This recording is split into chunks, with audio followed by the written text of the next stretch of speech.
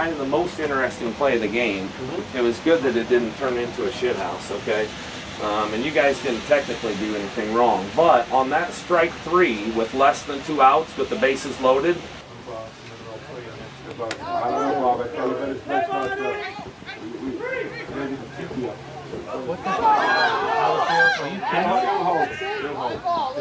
I know. I mean, it depends on how hard. But it'll definitely take wood. We'll drag it. We'll get it ready for you. you need to go ahead and announce, you know, batters out, because the batter started running, the third base guy started running. This team thought there was 2 outs and was telling their catcher to step on the home plate, you know, and there wasn't 2 outs, so that does nothing for them, you know. But the bottom line is, you've got to recognize that there's less than 2 outs on that drop strike 3, and you've got to immediately stop the bullshit that's going, you know, with the guy running towards first. You've got to say, batter's out, you know, because it's drop third strike with somebody on first base and less than 2 outs, all right? You got to let people know that he's the one that up, all right? Batter's out. And if you would have done that, I think that, you know, the rest, like I said, it ended up that nobody really complained about it. And really, it's partially the defensive team's responsibility to know the rules and know that that guy can't go to first base, and that this guy, that this guy isn't being forced to advance and all that. It's partially on the defense, but at the same point, anytime you have a situation where a guy starts running to first on a drop third, where he can't legally do that, batter's out. You know, just make sure everybody's clear with that, okay? It ended up being interesting because R3 started coming in thinking that he had to or something. They throw it in the left field. R3 fell asleep. Oh, okay, so he just hung out. Yeah. And then I thought they were going to tag him, and they didn't. Yeah, so exactly. Like, all right. Yeah. Told him to go throw it to third and tag third. Yeah. They're like trying to get they're like thinking that they can get a double play or something, step on the plate, and then step to third, and I'm like, whoa. Well, can I ask a question? Yeah. The way that happened. Yeah. Some umpires. Would you recommend the base umpires go ahead and all of them get inside, you 1 and you 2, in a situation like that? What? Okay, now. Because there's really no play at first base because he's out. He's automatically out. Yeah. But so we have bases loaded, so you were inside at that point. I was in C. Yeah, you were inside at that point, and it definitely wouldn't hurt, I guess, you know, if people are advancing. I think that getting inside would maybe be a little bit of overkill on that, but given that this could happen, what happened today, then it would be good for him to be inside. Typically, when people know that the batter's out and nobody's advancing, then, and you know, the ball hasn't gotten away from the catcher, then there's real no need to go inside. But like today, See, in that it situation, might have ended up being all right to get in there. That's what I was wondering, if R1 and R2 try to advance because R3 is bolting for home. Yeah. You know, that would be a ball that I would think would get away. Yeah. Now the problem is that you have to take that. You have to take R1 and R2 advancing. Okay. So in other words, you're going to have the play at second or third in that scenario, because he just can't be expected to come in from A on a pass ball or steal type situation, run 90 feet and take it at second. You know. So. See, but I thought I said batter's out, and then I saw the runner from third kind of stop, so I came out in case he came in. Yeah. But I said batter's out. Okay. And I didn't. Well, if you did that, I missed it. I didn't realize you did.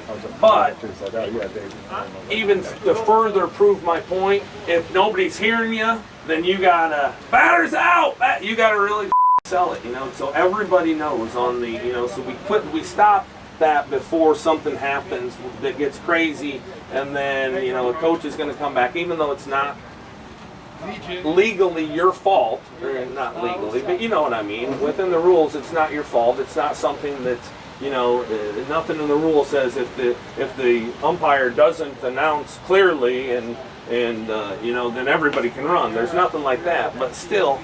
That situation was ripe for an argument, you know what I mean? I mean, there's people running all over the place and balls flying everywhere, and chaos ensued, basically, that didn't need to, you know? It's kind of like earlier today when you had that foul ball, and you called it. You were emphatic with it. But everybody was cheering and everything else. So you just got to keep doing it. You just got time, stop. 200 went by. Yeah. Like I didn't have a stop sign up, right? Yeah, exactly. So, just if you did say out, then just announce it more.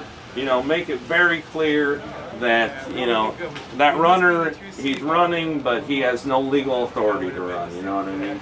So, all right. Brian, R1, R2 blooper base hit down left field line. Get in and you have the batter runner. Okay. You did a good job with that. What you did, though, was you got all the way up towards second base. So when you get in there, that's it. It's just a one umpire, one runner situation. You just have batter runner, and he was still on first, and you were a good, 3/4 of the way towards second. Which I appreciate the fact that you were hustling and getting ahead of the runner, but you got to have the mindset that, okay, I'm attached to this guy at first base. Okay. R2 only ground ball to first with pitcher covering, okay? So there's R2 only, ground ball to first, and there was less than 2 outs, okay? So you were in the middle, okay? And we had a ground ball, you were in deep B, we had a ground ball to first base with the pitcher covering, okay? And you ended up taking the call from, you didn't get much distance toward first, okay? You basically made the call from B. Well, if you see that play happening, the ball's hit to the right side, from your years of baseball watching and experience and everything, R2 with the ball hit to the right side, that guy's advancing, okay? So you don't have to worry about a play back into second or anything else. When you see that ball go to right or to the first baseman and the pitcher running over to cover, go get distance toward that play, okay? And ideally, I want you to work towards the 45 as well, because when the pitcher comes across, which side is he going to miss the base on? Right side. I mean the infield side, infield side of the bag. So where you were basically straight that way from him touching the bag, you know what I mean?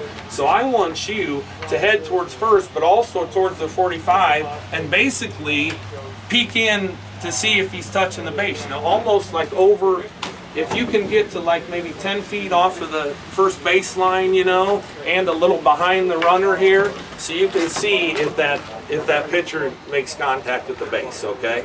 So when you see that play, you know that your only plays at first base. With the ground ball to the right side with R2, you know your only plays at first base. Get over there and get a good look at it, okay? Good mechanic on the tag. That was great. And your use of eyes today was outstanding. At first base, you're checking for firm and secure possession. I can't remember for sure back to Tuesday or the last time I saw you at first base or whatever, but your use of eyes today at first base was great. And every single one, whether it was wide open, a whacker, whatever, man, you were here, out. It was great, outstanding. Okay, that's exactly what I want to see from everybody on every single play. Wide open, whacker, what have you. So that was very good. R1, R2 pass ball.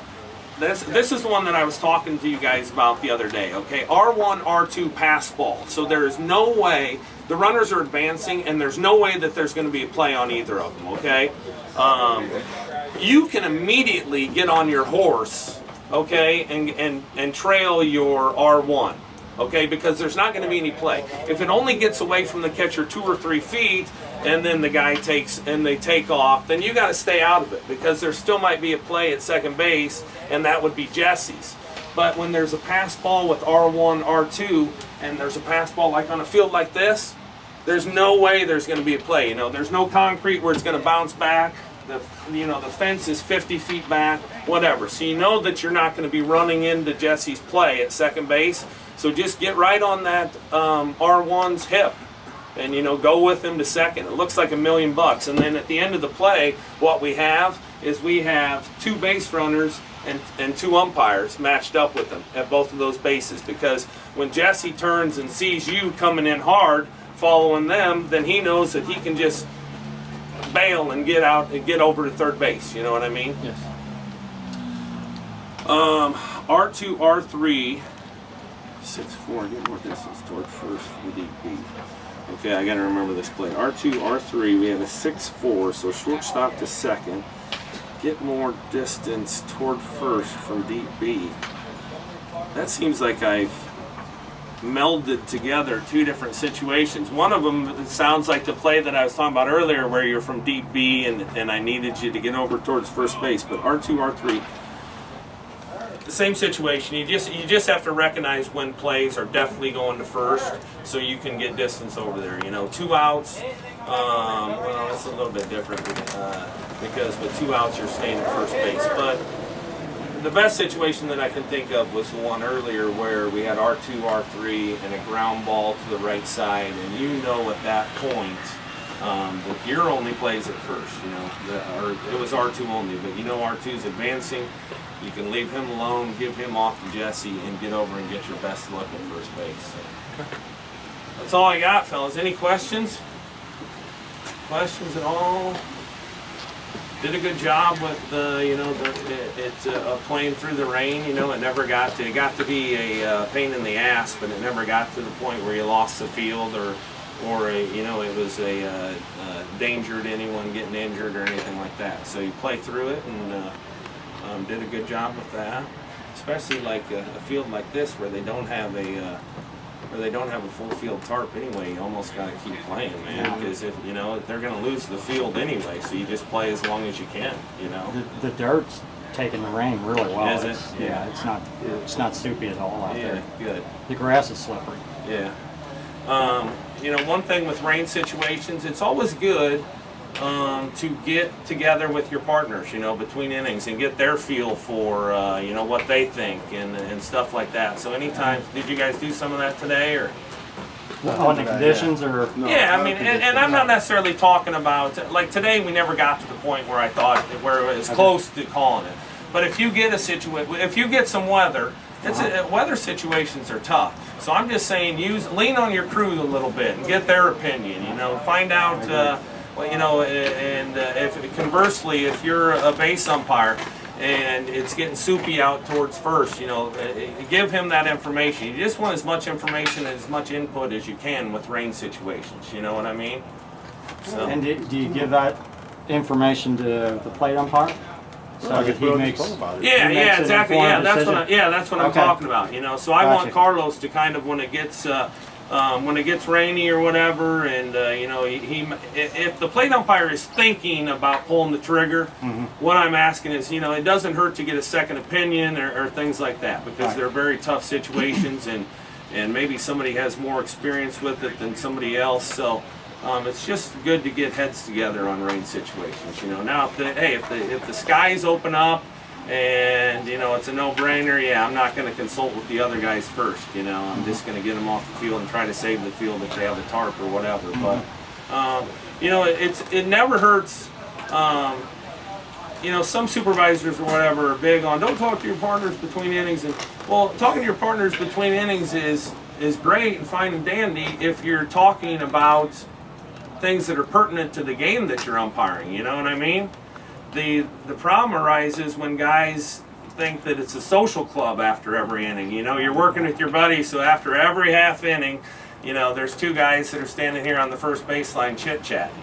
You know that there's not something that they've got to talk about baseball-wise every single half inning. You know what I mean? So, but as far as, you know, talking to your partners between innings, you know, that's great. That's great if you're covering, if, you know, you're straightening things out or have a question or whatever else. So.